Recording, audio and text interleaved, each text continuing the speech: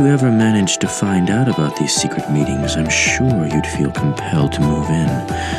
That's what I'm counting on. Kira needs a face and a name in order to commit murder. Please do not give out your name so carelessly. From now on, I'll have to ask that you stop calling me L. It's Ryuzaki now, just to be safe. Kira is childish and he hates losing. By showing my face to you now and by sacrificing the lives of 12 FBI agents, I have lost the battle.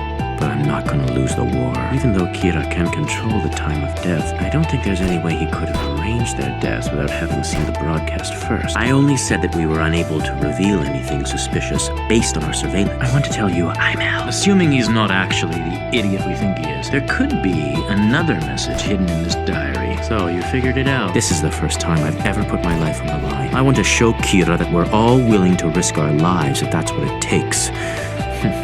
And that justice will prevail no matter what. You told me you'd be willing to risk your lives for this investigation, but you wouldn't risk your job. Stop this broadcast! We can't let him finish! Early on in the investigation, I tried to provoke Kira with that broadcast. We air an announcement canceling the game. You're under no obligation to do this if you make a fine detective. Would you mind submitting yourself to a test of your deductive reasoning skill? Well, we still have 3 days before it happens. If you were me, faced with someone who might be Kira, how would you go about establishing this person's innocence or guilt? You need to be absolutely sure. You immediately thought of a scenario in which Kira is speaking directly to the investigator. Initially, I deduced that Kira needed both a name and a face to kill.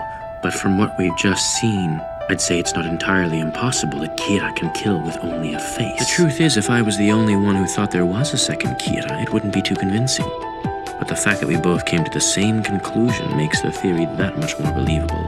As expected, you did not disappoint us. You've been a great help. Where are you going? If this truly is the work of Kira, you'll just meet the same fate if you go there. Mr. Yagami, this won't go to waste.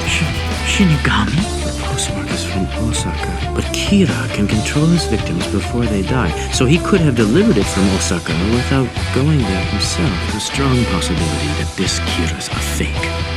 No, we should think of him more as a second Kira. Okay, let's get down to work.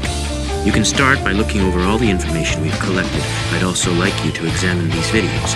They were sent to the TV station but were never aired. The copycat has his own agenda and is acting independently of the first.